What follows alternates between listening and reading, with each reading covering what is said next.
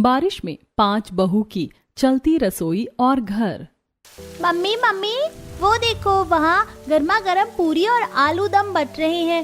चलो ना हम भी ले आते, बारिश में गर्मा गर्म पूरी और आलू दम खाने में बहुत मजा आएगा। नहीं बेटा, वो खाना हमारे लिए नहीं, गरीब भिखारी के लिए है। उस चलती रसोई में उनके लिए खाना बनाया जाता है जिनके पास खाने का कोई इंतजाम नहीं होता। मम्मी चाची हम भी तो गरीब ही हैं, हमें भी कौन से रोज पूरी सब्जी खाने मिलती है, कभी रोटी खाते हैं तो कभी चावल। ऐसा नहीं कहते बेटा, गरीब वो होते हैं जिनके पास खाने के लिए कुछ नहीं होता। देखो वो पेड़ के नीचे बैठे लोग, उनके पास ना घर है ना रसोई, इसीलिए ये चलती रसोई खुद उनके पास आई है ताकि उन्हें 2 वक्त का निवाला मिल सके। हाँ, और हमारे पास छोटा ही सही अपना घर तो है, हमारी रसोई में रूखा सूखा ही सही खाना तो बनता है। भगवान ने जितना दिया है पहले उसके लिए शुक्रिया मनाना सीखो। 5 गरीब बहुएं सरकारी स्कूल से पढ़कर लौट रहे अपने बच्चों का हाथ पकड़कर बारिश में अपने जर्जर दीवारें और टूटी फूटी छत, दरवाजे, खिड़कियों वाले छोटे से घर की तरफ बढ़ती हैं। बच्चे बार बार मुड़कर चलती रसोई को देख रहे होते हैं। तभी 5 बहू की पड़ोसन उनके सामने आती है। अभी हमने सुना तुम 5 जर्जर दीवारें, टूटी खिड़कियां, उखड़े हुए दरवाजे, सड़क से भी नीचे बना हुआ इस झोपड़ी को घर कहती हो, जिसमें तेज बारिश होते ही सड़क, नाले, गंदा पानी आने लगता है। और रसोई, छी, बारिश शुरू होते ही काकड़, चूहे, छिपकलियां, मकड़ियां, चींटियां, पता नहीं कौन कौन तुम्हारी रसोई में मेहमान बनकर आता होगा तुम्हारे हाथ का स्वाद चखने। ऐसा मत बोलिए, मम्मी जी और पापा जी अंदर ही बैठे हैं, हमारे ससुराल की इस तरह बेइज्जती मत कीजिए। बेइज्जती? अरे इज्जत हो तब ना बेइज्जती होगी। जिस घर की छत बारिश से पहले ही हार मान ले, उस घर की क्या इज्जत। 5 बहुएं चुपचाप अपने सड़क से नीचे ससुराल में चली आती हैं और गमछे से बारिश में भीगी बच्चों के बाल सूखने लगती हैं। वहीं रामलाल और शारदा एक टूटी चारपाई पर बैठे होते हैं। अरे बहू, हमसे नजरें मत चुराओ, हमने सब कुछ सुन लिया। हमारे कारण तुम 5 को रोज कितनी बातें सुननी पड़ती है। जब कोई हमारे घर को देखकर ताना मारता है तब सबसे ज्यादा दर्द तुम्हें होता है। तुम सब इस घर की बहुएं बनकर आई थी, लेकिन हम तुम 5 को सुख का एक दिन भी नहीं दे पाए। ऊपर से बारिश शुरू होते ही सड़क का सारा गंदा पानी हमारे घर में घुस आता है। कभी घुटनों तक तो कभी कमर तक पानी भर जाता है। नाले की बदबू से सांस लेना मुश्किल हो जाता है। पिछले साल का वो मंजर आज भी आंखों के सामने घूम जाता है। पापा जी ऐसी बातें मत कीजिए, पिछली बारिश जो हुआ था इस बार वैसा नहीं होगा। किस्मत हमेशा बुरा ही नहीं लिखती, कभी कभी वही किस्मत सबसे अंधेरी रात के बाद सबसे उजली सुबह भी देती है। एक दिन ऐसा भी आएगा जब इसी बारिश को देखकर हम डरेंगे नहीं, मुस्कुराएंगे। और उस दिन हम 5 बहुएं अपनी रसोई में स्वादिष्ट खाना बनाएंगे और पूरे परिवार के साथ खाना खाकर हम सब अपने घर में चैन की नींद सोएंगे। तभी बारिश में देखते हुए 5 घर में आते हैं। 5 के हाथों में दिन भर की मजदूरी के 100 रुपए के नोट हैं। पापा जी, आज की दिहाड़ी मिल गई। कुल 500 रुपए। पहले अभिमन्यु की पढ़ाई का खर्च निकाल लेते हैं। भैया, हर बार मेरे लिए इतने पैसे अलग मत रखा करो, मैं ट्यूशन पढ़ा लूंगा, कुछ काम कर लूंगा अपनी पढ़ाई पूरी करने के लिए। चुप, खबरदार जो किसी काम के बारे में सोचा। काम तो तुझे करना ही है, पर हम 5 भाइयों की तरह मेहनत मजदूरी का नहीं और लिखकर कुछ करना है। हम 5 भाइयों का क्या है, काला अक्षर भैंस बराबर, पर तुझे हमारी जैसा नहीं बनना है। 300 रुपए तेरी पढ़ाई के लिए अलग रख देते हैं, बाकी पैसों से जितना राशन आएगा उसे में पूरा परिवार गुजारा कर लेगा। बेटा, पर 200 रुपए में इतने लोगों का घर कैसे चलेगा। पापा जी चिंता मत कीजिए, हम 5 बहुएं हैं ना रसोई संभालने के लिए। 5 भाई 300 रुपए अपने छोटे भाई की पढ़ाई के लिए अलग रख देते हैं। बचे हुए पैसों से घर का राशन, बिजली बिल, रामलाल शारदा की दवाइयाँ और छोटे मोटे खर्चों में खर्च हो जाते हैं। समय बीतता है। एक रात मूसलाधार बारिश में टूटी छत से पानी लगातार टपक रहा होता है। सड़क का गंदा पानी चौखट से घर के अंदर आ रहा होता है। मम्मी मुझे नींद आ रही है, मैं कैसे सोऊं, घर में हर जगह पानी ही पानी है। और मम्मी भूख भी तो लग रही है। बस 2 मिनट बेटा, पहले मुझे ये पटरा चौखट पर लगाने दो। अगर ये नहीं लगाया तो नाले का सारा गंदा पानी घर के अंदर आ जाएगा, फिर हम में से कोई भी नहीं सो पाएगा। मीनाक्षी चौखट पर लकड़ी का पटरा जमाने लगती है। दूसरी तरफ नीलम और अर्पिता टपकती छत के नीचे रखे सामान को पन्नी से ढक रही होती है। शिवानी लगातार फर्श पर जमा पानी पोंछ रही होती है। जितना बाहर निकाल रही हूँ उससे ज्यादा अंदर आ रहा है। पहले राशन बचाओ, अगर आटा और चावल भीग गए तो कल रसोई ठंडी रह जाएगी। मुझे भूख लगी है, पहले मुझे कुछ खाने को दो ना। नित्या बेटा एक काम करो, मैंने दूध गर्म करके रखा है, तुम खुद ही ग्लास में डालकर पी लो। नित्या पांचों बहू की मिट्टी की छोटी सी रसोई में आती है। तभी रसोई का भीगा हुआ छप्पर टूटकर गरम तेल की कढ़ाई में गिरता है और गरम तेल की कुछ बूंदें उछलकर नित्या के हाथ पर आ गिरती हैं। हाँ मम्मी, मेरा हाथ बहुत जल रहा है। नित्या, अरे जल्दी देखो, बच्ची जल गई। हे भगवान, मेरी बच्ची। पूरा परिवार दौड़कर नित्या के पास पहुंचता है। जल्दी कोई ठंडा पानी लाओ। आलू लाओ जल्दी। नहीं, टूथपेस्ट लगाओ। हे भगवान, एक तरफ ये टपकता घर, दूसरी तरफ ये बारिश, ऊपर से हमारी पोती भी चल गई। सब मिलकर जैसे तैसे नित्या के हाथ को ठंडा करते हैं और घरेलू उपाय से जलन कम करने की कोशिश करते हैं। देर रात तक कोई नहीं सो पाता और घर के हर कोने में पानी टपक रहा होता है। जहां जहां पानी गिर रहा होता है वहां वहां पतीले और बाल्टियां रखी होती हैं। आधी रात बारिश कुछ रुकने पर सब जैसे तैसे लेटते हैं। तभी अभिमन्यु के सीने पर लगातार पानी की बूंदें गिरने लगती हैं।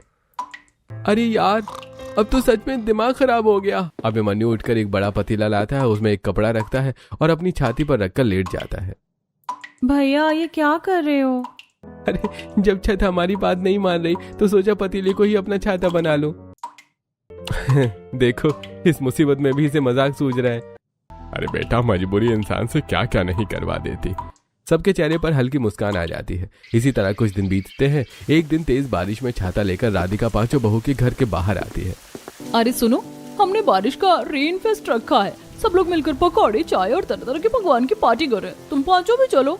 नहीं दीदी, ये सब आप लोग पैसे जोड़कर करते हैं, हमारे पास देने के लिए पैसे नहीं है। अरे पैसों की चिंता मत करो, तुम लोगों से कोई पैसा नहीं लेगा।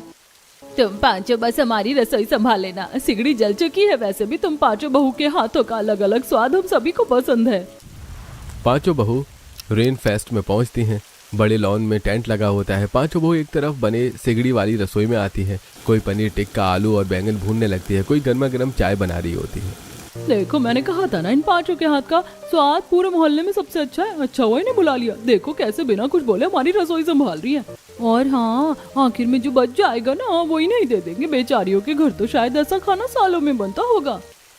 दीदी बस बहुत हुआ, मैं किसी की नौकरानी बनकर यहाँ नहीं आई हूँ। मैंने तो सोचा था पड़ोस ने बुला रही है इसलिए चली आई। अगर पहले पता होता कि हमारी गरीबी का तमाशा बनाया जाएगा तो मैं यहाँ कदम भी नहीं रखती। निकिता शांत हो जाओ, कहते हैं भूखे पेट भजन नहीं होते। अगर थोड़ा बहुत भी बचा हुआ खाना मिल जाएगा तो बच्चे खुशी से खा लेंगे। हमारे घर में तो बारिश के दिनों में पापड़ भी नसीब नहीं होता। कम से कम आज बच्चों को पनीर का पकौड़ा और टिक्का तो मिलेगा। रेन फेस्ट खत्म होता है। बचा हुआ पनीर टिक्का, पकौड़े और कुछ खाने का सामान एक डिब्बे में रखकर पांचों बहुओं को दे दिया जाता है। पांचों बहुएं चुपचाप घर लौट आती हैं। देखिए हमारी सहेलियों ने क्या दिया है। नहीं नीलम, ये खाना हम नहीं खा सकते। जिस खाने के साथ हमारी इज्जत कुचली गई हो वो निवाला गले से कैसे उतरेगा। मम्मी मैं भी नहीं खाऊंगा। नहीं मम्मी, मैं भी नहीं खाऊंगी। उन्होंने आपको नौकरानी कहा था। हमें सूखी रोटी दे दो मम्मी, लेकिन ऐसा खाना मत खिलाओ। ये सब हमारी मजबूरी की वजह से हो रहा है। हम अपने परिवार को 2 वक्त की रोटी तो दे पा रहे हैं, लेकिन सम्मान से जीने की खुशी नहीं दे पा रहे हैं। बारिश आते ही हमारी बीवियों को घर की चिंता अलग, रसोई की चिंता अलग और समाज के ताने अलग सुनने पड़ते हैं। सुन भाई, हम पांचों तो जिंदगी भर मजदूरी करते रह गए। सच कहूं तो हमारे दिमाग तो गोबर गणेश है। अब इस घर की उम्मीद सिर्फ तू है। तू पढ़ लिख कर बड़ा आदमी बनना, बस इतना कर दे कि हमारी अगली पीढ़ी को ये दिन न देखने पड़े। भैया मैं वादा करता हूँ आपकी मेहनत बेकार नहीं जाने दूंगा। मैं जी जान लगाकर पढ़ूंगा। एक दिन आप सबका सिर गर्व से ऊंचा करूंगा। अगर घर की हालत अच्छी होती तो शायद मैं भी आगे बढ़ पाती, लेकिन कोई बात नहीं, भैया पढ़ेंगे तो पूरे परिवार की किस्मत बदल जाएगी। मेरा क्या है, एक दिन तो मुझे विदा होना है। कुछ दिन बीतते हैं। एक सुबह अभिमन्यु की गैर मौजूदगी में डाकिया आता है और रामलाल डाकिया से लिफाफा लेकर प्रीति को देता है। पापा, इसमें तो लिखा है कि अभिमन्यु भैया इंटरव्यू में पास हो गए, उनकी सरकारी नौकरी लग गई है। शारदा, बहुओं बेटों, सुना, हमारा अभिमन्यु, हमारा बेटा अपने सपनों वाली नौकरी के लिए चुन लिया गया है। वाह, अब तो भैया के आने पर उन्हें जोरदार सरप्राइज देंगे। आज पहली बार लग रहा है हमारी मेहनत रंग लाई। हमारा 300 रुपए बचाना बेकार नहीं गया। आज मीठा तो बनाना ही चाहिए। हम 5 बहू अपनी रसोई में आज खीर बनाएंगे। तभी घर में पुलिस के साथ कृष्णलाल, सुमन और उनके आदमी कालिया कल्लू घुस आते हैं। कोई भी अपनी जगह से नहीं लगा, हमारे पास सर्च वारंट है।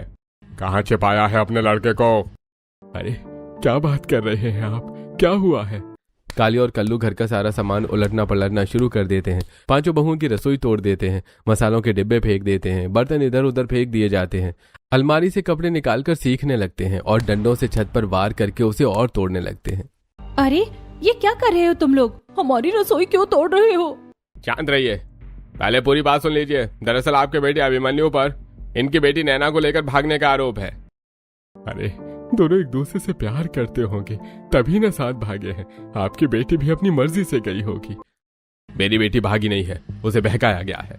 मेरी बेटी किसी गरीब लड़के से प्यार क्यों करेगी? जरूर पैसों के लालच में उसे फंसाया है तेरे बेटे ने। हाँ, वरना मेरी बेटी हमें छोड़कर कभी नहीं जाती। प्यार अमीरी गरीबी देखकर नहीं होता और बिना किसी सबूत के हमारे घर और रसोई में आप तोड़फोड़ नहीं कर सकते। कृष्णलाल जी, मामला जांच में है, कोई भी कानून अपने हाथ में नहीं लेगा, चलिए यहाँ से। पुलिस कृष्णलाल और उसके आदमियों को लेकर वहां से चली जाती है। घर पूरी तरह बिखर चुका होता है। टूटी रसोई, भीगे कपड़े और बिखरा राशन देखकर सबकी खुशी पल भर में गायब हो जाती है। हे भगवान, जिस बेटे के भरोसे हमने इतने सपने देखे थे उसे क्या सूझी? उसे तो शायद ये भी नहीं पता होगा कि उसकी नौकरी लग गई है। हम यहाँ उसकी राह देख रहे हैं और साहबजादे प्यार में दुनिया भूल गए। पापा इतना नाराज मत हुई। अगर भैया किसी से प्यार करते तो उसमें बुरा क्या है? कम से कम उन्हें उनकी अपनी पसंद की जीवन साथी तो मिल रही है ना। हम 16 लोगों का बोझ अकेले अभिमन्यु जी के कंधों पर नहीं डाल सकते। उनकी भी अपनी जिंदगी है। ये नौकरी नहीं तो दूसरी नौकरी मिल जाएगी। मेहनती इंसान की मेहनत कभी बेकार नहीं जाती। जब अभिमन्यु जी लौटेंगे तब हम डांट भी लेंगे और गले भी लगा लेंगे। अभी दुआ कीजिए कि दोनों जहां भी हों सुरक्षित हो। ऐसी रात होती है। मूसलाधार बारिश में पूरा परिवार जैसे तैसे सोने की कोशिश कर रहा होता है। तभी कृष्णलाल के आदमी कल्लू और कालिया घर में घुस आते हैं और लाठी, सरिये और डंडों से घर पर ताबड़तोड़ वार करना शुरू कर देते। बारिश से पहले ही कमजोर हो चुकी दीवारें एक एक करके गिरने लगती हैं। अरे निकलो, सबको बाहर निकालो। अरे आज इस घर की एक एक ईंट का हिसाब होगा। अरे ये क्या कर रहे हो? अरे रुको, हमारा घर मत तोड़ो। पूरा परिवार तेज बारिश बच्चों को लेकर भागते हुए घर से बाहर निकलता है। तभी कृष्णलाल अपनी गाड़ी से उतरता है। अभी तक मेरी बेटी नहीं मिली। पता नहीं तुम्हारा फटीचर बेटा मेरी बेटी को इस बारिश में किस मंदिर की सीढ़ियों पर, और तुम लोग यहाँ छत के नीचे चैन की नींद सोओगे। कृष्णलाल इशारा करता है। गुंडे बची हुई दीवारों पर भी वार कर देते हैं। कुछ ही मिनटों में पूरा घर मलबे में बदल जाता है। सभी पड़ोसी अपनी अपनी खिड़कियों से यह मंजर देख रहे होते हैं, पर एक अमीर के खिलाफ गरीबों के पक्ष में खड़े होने की हिम्मत किसी की नहीं होती है। हमारी रसोई, हमारा घर। खबरदार जो एक ईंट भी दोबारा रखी तो। मालिक चिंता मत कीजिए, हम दोनों यहीं रहेंगे। जैसे ये लोग नींव डालेंगे उसी वक्त सब मिट्टी में मिला देंगे। कृष्णलाल अपनी गाड़ी में बैठकर चला जाता है। दो गुंडे वहीं निगरानी के लिए खड़े रह जाते हैं। मूसलाधार बारिश में पूरा परिवार अपने टूटे हुए घर को बेबस होकर देखता रह जाता है। सुबह होने तक बारिश नहीं रुकती। पांचों बहुएं, पांचों भाई, सास, ससुर, बच्चे, नंद बेघर हो चुके होते हैं। चलो, यहाँ रुकने का कोई फायदा नहीं है। मम्मी, अब हम कहाँ रहेंगे? हमारा घर कहाँ गया? बेटा, अब तो भगवान ही कोई रास्ता निकालेगा। सब अपने अपने सामान की बची हुई गठरियां उठाकर निकल पड़ते हैं। पांचों बहुएं और पूरा परिवार जहां शरण के लिए मदद मांगता, कृष्णलाल के आदमियों के डर से लोग उन्हें मना कर देते। हम जा भी जाते हैं, हमसे पहले कृष्णलाल के आदमी पहुंच जाते हैं। इतना बड़ा आदमी है, पैसे के दम पर किसी को भी अपने पक्ष में कर लेता है। और अगर उससे लड़ने गए तो कहीं ऐसा ना हो कि उल्टा हम ही जेल पहुंच जाए। ऊपर से अभिमन्यु पर पहले से मामला दर्ज है। हमारी बात सुनने वाला भी कौन है? पूरा परिवार बारिश में भीगता हुआ एक अनजान, तभी सरकार की चलती रसोई वाली वैन वहां आकर रुकती है। कुछ कर्मचारी सड़क किनारे बैठे गरीबों को गर्मा गर्म पूड़ी और आलू की सब्जी बांटना शुरू कर देते हैं।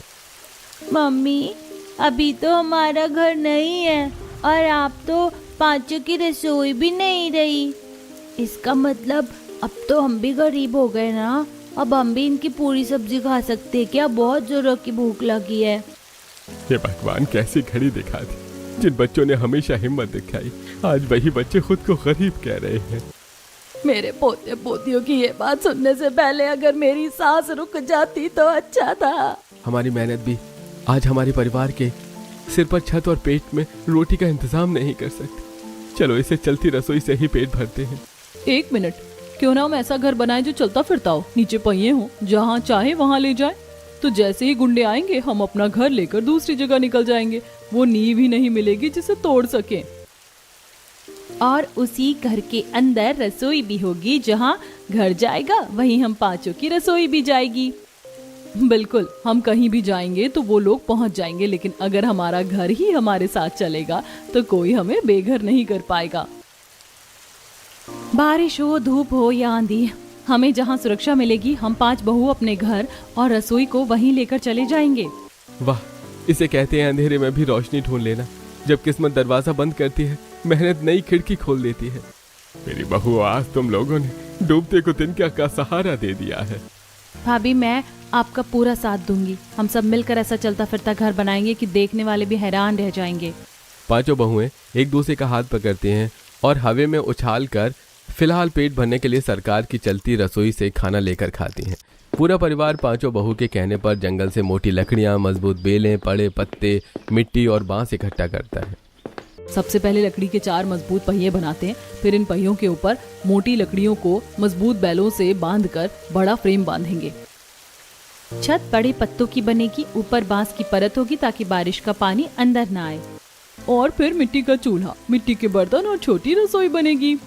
पूरे परिवार एक मोटे तने से 4 पहिया काटता है और फिर उन चारों पहियों पर मोटे तने बैलों से बांधकर एक बेस तैयार करता है। फिर 5 बहुएं लकड़ी और मिट्टी के ढांचे बनाकर दीवार खड़ी करती हैं और फिर हल्की बांस, मिट्टी और बड़े बड़े पत्तों से अपने चलते घर की छत बनाकर अंदर छोटे छोटे कमरे, सामने की तरफ रसोई भी बनाती हैं। और इस तरह एक हफ्ते में जंगली फल कंदमूल खाकर 5 बहुएं अपने परिवार के साथ बारिश में चलती रसोई और घर तैयार कर लेती हैं। वाह बहुओं, आज कहूँ, आज पहली बार लग रहा है कि हमारा घर हमसे कोई छीन नहीं पाएगा। पर अब हम और दिन जंगल में नहीं रह सकते। हमें काम की तलाश और जंगली जानवरों से बचे रहने के लिए शहर में जाना ही होगा। 5 बहुएं और उनके पति अपने चलते घर और रसोई को शहर के एक सड़क किनारे सुरक्षित जगह पर रोकती हैं और बहुएं अपनी रसोई में मिट्टी का चूल्हा जलाकर मिट्टी के बर्तनों में दाल चढ़ा देती हैं और पत्थर के तवे पर गर्मा गर्म रोटियां सेकने लगती हैं। बस यही थोड़ा सा राशन बचा है जो टूटे हुए घर से साथ ले आए थे। अब इसी से सबका पेट भर जाएगा। कम है लेकिन अपने घर की रसोई फिर से चल गई, यही सबसे बड़ी खुशी है। थोड़ी देर बाद पूरा परिवार बारिश में चलती रसोई के अंदर बैठकर गर्मा गर्म दाल और रोटी खाता है। इतने दिनों बाद तुम 5 के हाथ का खाना खाकर मन तृप्त हो गया। लगता है जैसे अपना घर फिर से लौट आया हो। वो देखिए, सड़क से गुजरने वाले लोग हमारे घर और रसोई को कितनी हैरानी से देख रहे हैं। ऐसी ही रात होती है। पूरा परिवार बारिश में चलते घर में अपने छोटे छोटे कमरों में चैन से सोता है। 5 बहुएं अपनी चलती रसोई और घर में खुशी से दिन बिताती हैं। पर एक रात कृष्णलाल की गाड़ी बारिश में 5 बहुओं की चलती रसोई और घर के सामने से गुजरती है। गाड़ी में बैठे कृष्णलाल की नजरें हंसते खेलते परिवार पर पड़ती हैं। अरे, इन लोगों ने बारिश का नया ठिकाना बना लिया। कालिया, कल्लू, पकड़ो इन्हें। भागने मत देना किसी को। गुंडों की आहट पाते ही 5 भाई तुरंत घर के पीछे और 5 बहुएं आगे से पूरी ताकत लगाकर चलते घर को सड़क पर खींचते हुए दौड़ पड़ते हैं। चलते घर को देखकर गुंडे कुछ पल ठहर जाते हैं। जोर लगाओ भाइयों, जोर लगाकर, हाय शाह। गुंडों की हंसी की ताजी। बहनों, कदम मत रोकना, अगर रुक गए तो फिर से बेघर हो जाएंगे। कृष्णलाल की गाड़ी कुछ दूर बहुओं के घर का पीछा करती है, पर अचानक कृष्णलाल रुक जाता है। जाने दो, भागने दो इन्हें। मुझे तो इन्हें इस हालत में दौड़ते देखकर मजा आ रहा है। जहां भी मिलेंगे ऐसे ही भगाऊंगा, चैन से कभी नहीं जीने दूंगा। कृष्णलाल अपने आदमियों के साथ हंसते हुए चला जाता है। परिवार राहत की सांस लेकर सड़क किनारे अपना चलता घर रोक देता है। क्या 5 बहुएं अपने इस चलते फिरते घर को सचमुच अपने परिवार का सहारा बना पाएंगी, या फिर कृष्णलाल की दुश्मनी उनका सपना तोड़ देगी? चलिए देखते हैं। अगले दिन सुबह 5 पति दिहाड़ी मजदूरी पर निकलते हैं, पर थोड़ी देर में निराशा और उदास लौट आते हैं। आप लोग राशन क्यों नहीं लाए? अच्छा, कुछ पैसे दीजिए, मैं ही ले आती हूँ। पैसे होंगे तो देंगे ना। कृष्णलाल के डर से कोई हमें काम ही नहीं दे रहा है। क्या इसका मतलब आज भी खाना नहीं मिलेगा? लगता है अभी कुछ दिन और पानी पीकर ही बिताने हैं। कोई उदास मत होइए, पास के तालाब से ये एक मछली पकड़ कर लाए हैं। निकिता की आवाज सुनते ही सभी सड़क की तरफ देखते हैं, जहां निकिता और प्रीति बारिश में भीगते हुए एक मछली लेकर अपने चलते घर में आती है। न जाल न काटा, मेरे दुपट्टे से किसी तरह बस यही एक मछली हम दोनों पकड़ पाए। जानते हैं कम है, पर इसी से गुजारा करना पड़ेगा। पर आप लोग चिंता मत कीजिए, आज मैं सबको असली बंगाली माछ खिलाऊंगी, वो भी अपने बंगाली अंदाज में। पश्चिम बंगाल से होने के कारण निकिता बंगाली अंदाज में मछली बनाती है और मछली की खुशबू सड़क पर चारों तरफ फैल जाती है। तब सड़क से गुजर रहा एक बंगाली छात्र बहुओं की चलती रसोई के सामने रुकता है। अरे दीदी, हेटा तो एकदम असली बंगाली माछेर झोलेर गंध। तुम इतना अच्छा माछ कैसे बनाती हो? क्योंकि मैं बंगाल की बेटी हूँ। भालो, खूब भालो। अगर बुरा न मानो तो ये माछ मुझे दे दो। पढ़ाई करने यहाँ आने के बाद से कभी ये स्वाद नहीं मिला। मैं इसके पूरे पैसे दूंगा। अगर पैसों के बदले ये मछली इसे दे देती हूँ तो पूरे परिवार के पेट भरने का राशन का इंतजाम हो जाएगा। जानती हूँ ये गलत होगा, पर परिवार का पेट भरने के लिए मुझे इस बच्चे से पैसे लेने पड़ेंगे। सूरज से पैसे लेकर निकिता सूरज को मछली दे देती है और मछली लेकर सूरज चला जाता है। जब भगवान एक रास्ता बंद करते हैं तो दूसरा जरूर खोलते हैं। मुझे एक आइडिया है, क्यों ना हम अपनी चलती रसोई को ही अपना व्यापार बना ले। हाँ, हम 5 अलग अलग राज्यों के स्वाद जानते हैं, क्यों ना इसी हुनर को अपना काम बना ले। बिल्कुल, मैं उत्तर भारत के पराठे और सब्जियां बनाऊंगी। मैं गुजराती ढोकला और फाफड़ा बनाऊंगी। मैं दक्षिण भारतीय इडली, डोसा और सांभर। और मैं बंगाली माछ, मिष्टी दोई और रसगुल्ले बनाऊंगी। फिर तय रहा, आज से हमारी यही चलती फिरती रसोई हमारा रोजगार होगी। पूरे परिवार को अपना प्लान बताकर पांचों बहू मछली बेचकर मिले पैसों से राशन लाकर अलग अलग डिश तैयार करती हैं और अपनी चलती रसोई और घर एक स्कूल के बाहर छुट्टी हो रहे बच्चों के सामने रोकती हैं और गरम गरम ढोकला, फाफड़ा, इडली, डोसा, सांभर, घी वाले पराठे, मिष्टी दही, रसगुल्ले और बंगाली माछ की खुशबू पूरे रास्ते में फैल जाती है और बच्चे तुरंत बहुओं की चलती रसोई के सामने भीड़ लगा लेते हैं। आंटी मुझे ढोकला देना, अब मुझे 1 प्लेट डोसा। 1 प्लेट मुझे डोसा, मेरे लिए 2 पराठे पैक कर दीजिए। कुछ ही देर में सारी डिशेस बिक जाती हैं और अच्छी कमाई हो जाती है। बहू, तुमने तो इस चलते फिरते घर को लक्ष्मी का घर बना दिया। बहू, हमारी उम्मीद वापस लौट आई है। अब पांचों बहुओं की चलती फिरती रसोई शहर के स्कूलों, दफ्तरों और कॉर्पोरेट ऑफिसों के बाहर पहुंचने लगती है। बारिश अब उनके लिए मुसीबत नहीं, अपने परिवार की परिस्थितियों को बदलने का मौका बन जाती है। कुछ दिन बीतते हैं, पांचों बहुओं की चलती रसोई अब पूरे शहर में मशहूर होने लगी होती है। कुछ दिनों से हो रही लगातार मूसलाधार बारिश में भी किसी के चेहरे पर चिंता नहीं होती। मजबूत लकड़ी की दीवारें और छत पूरे परिवार को सुरक्षित होती है। सब लोग चैन की नींद सो रहे होते हैं, तभी सड़क के अंधेरे में कालिया और कल्लू अपने गुंडों के साथ दबे पांव चलते फिरते घर में घुस जाते हैं। मालिक ने साफ कहा है, आज इनकी चलती रसोई और घर किसी भी हालत में बचना नहीं चाहिए। अरे पहले दरवाजा तोड़ो, फिर अंदर जो मिले सब तहस नहस कर दो। गुंडे लोहे की रॉड से दरवाजे पर वार करते हैं। तेज आवाज सुनते ही पूरे परिवार की आंख खुल जाती है। कौन है? दरवाजा कौन तोड़ रहा है? इससे पहले कि कोई कुछ समझ पाता, 2 गुंडे दरवाजा तोड़कर अंदर घुस जाते हैं। अरे राम, फिर से वही लोग आ गए। भाइयों, अब पीछे हटने का सवाल ही नहीं है। अगर आज ये घर टूट गया तो हमारी सारी मेहनत मिट्टी में मिल जाएगी। एक भी गुंडा बाहर नहीं निकलना चाहिए। पांचों भाई गुंडों पर टूट पड़ते हैं। छोटे से चलते घर के अंदर धक्का मुक्की और हाथापाई शुरू हो जाती है। कोई गुंडे की लाठी छीन लेता है, कोई उसे धक्का देकर दीवार से टकरा देता है। अरे पकड़ो इन्हें, घर तोड़ो। दूसरी तरफ निकिता खिड़की से बाहर झांकती है और बाहर खड़े बाकी गुंडों को देख लेती है। बहनों, अगर हम यहीं खड़े रहे तो ये लोग बाहर से पूरा घर तोड़ देंगे। जल्दी घर खींचो। अर्पिता, शिवानी, मीनाक्षी, रस्सियां पकड़ो। पांचों बहुएं बारिश की परवाह किए बिना बाहर निकलती हैं। वो पूरी ताकत से चलते फिरते घर को खींचना शुरू कर देती हैं। भीगी हुई सड़क, कीचड़ और भारी लकड़ी के कारण घर 1 इंच भी आगे नहीं बढ़ता। बहनों, जोर लगाओ। आज अगर रुक गए तो सब खत्म हो जाएगा। जान चली जाए लेकिन एक घर नहीं टूटने दूंगी। घर का भारी वजन, अंदर लड़ रहे लोगों का बोझ और लगातार होती बारिश, पांचों बहुओं की सांसें तेज हो जाती हैं। फिर भी वो हार नहीं मानती। बहू, बस थोड़ा और, सामने रोशनी वाला चौराहा है। पांचों बहुएं आखिरी बार पूरी ताकत लगाती हैं। धीरे धीरे चलता घर रोशनी वाले चौराहे तक पहुंच जाता है। वहां लोगों की आवाजाही देखकर गुंडे घबरा जाते हैं। अरे कालिया, चल भाग, यहाँ लोग इकट्ठा हो जाएंगे। अरे आज बच गए, लेकिन अगली बार नहीं बचोगे। सभी गुंडे भाग जाते हैं। पूरा परिवार थककर सड़क किनारे बैठ जाता है। सबकी सांसें तेज चल रही होती हैं। घर बच जाता है, लेकिन दरवाजा, एक दीवार और छत का एक हिस्सा टूट चुका होता है। भगवान का लाख लाख शुक्र है, घर बच गया। हमारी मेहनत फिर से टूटते टूटते बची है। अगली सुबह पांचों बहुएं टूटे हुए हिस्सों की मरम्मत करने लगती हैं। कोई लकड़ी काट रही होती है, कोई रस्सियां कस रही होती है, कोई दीवार सीधी कर रही होती है। नहीं, अब ऐसे काम नहीं चलेगा, बिल्कुल नहीं। हमें अब लकड़ी के जोड़ और भी मजबूत करने होंगे। जहाँ जहाँ कमजोरी है वहाँ मजबूत कीलें लगानी पड़ेंगी। और सिर्फ इतना ही नहीं, ऊपर एक मजबूत शटर जैसी छत भी लगानी होगी। कब तक बारिश लकड़ियों पर पड़ती रहेगी? सही कह रही हो, अगर लगातार 2 महीने बारिश होती रही तो लकड़ी फूल जाएगी, फिर किसी दिन पूरा घर हमारे ऊपर ही गिर सकता है। तो तय रहा, आज से हमारा अगला काम यही है, इस घर को सिर्फ चलने वाला नहीं बल्कि इतना मजबूत बनाएंगे कि कोई गुंडा और कोई बारिश इसे हिला भी ना सके। पांचों बहुएं नए उत्साह के साथ फिर से अपने चलते फिरते घर को पहले से ज्यादा मजबूत बनाने में जुट जाती हैं। अगले दिन पांचों बहुएं अपने चलते फिरते घर की मरम्मत करने के लिए कबाड़ी बाजार पहुंचती हैं। चारों तरफ जंग लगा सामान, पुराने टीन, लोहे की चादरें और टूटी मशीनें पड़ी होती हैं। अरे भाई क्या चाहिए बहनों, जो भी भंगार चाहिए यहाँ सब मिल जाएगा। भैया सबसे सस्ती टीन की चादर दिखा दीजिए, हमारे घर की छत मजबूत करनी है। कबाड़ी पुरानी लेकिन मजबूत टीन की चादरें निकाल कर दिखाता है। पांचों बहुएं उन्हें ध्यान से देखकर खरीद लेती हैं। तभी सबसे छोटी बहू की नजर एक कोने में रखी पुराने ई रिक्शा की मोटर, गियर और चेन पर पड़ती है। सबसे छोटी बहू की आंखों में चमक आ जाती है। दीदी, अगर ये मोटर हमारे घर में लग जाए तो हमें बार बार घर खींचना नहीं पड़ेगा।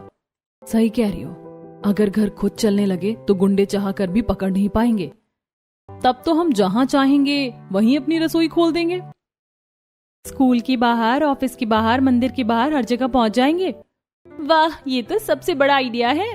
मोटर, गियर और चेन सब ले जाओ, जितना काम का है उतने ही पैसे दे देना। पांचों बहुएं अपनी बचत से मोटर, गियर और चेन खरीद लेती हैं। पांचों भाई भी काम से लौटकर पूरे मन से साथ लग जाते हैं। सभी मिलकर घर के नीचे मोटर फिट करना शुरू कर देते हैं। गियर जुड़ता है, चेन चढ़ती है, स्टीयरिंग लगती है, लेकिन पहली बार मोटर स्टार्ट करने पर कुछ नहीं होता। लगता है हमारी मेहनत बेकार हो गई। नहीं, कहीं ना कहीं कोई कमी रह गई है। पांचों बहुएं दोबारा हर पुर्जा ध्यान से देखती हैं। थोड़ी देर बाद मोटर का कनेक्शन ठीक किया जाता है। इंजन में ईंधन डाला जाता है। रामलाल बटन दबाकर मोटर स्टार्ट करता है और धीरे धीरे घर आगे बढ़ने लगता है।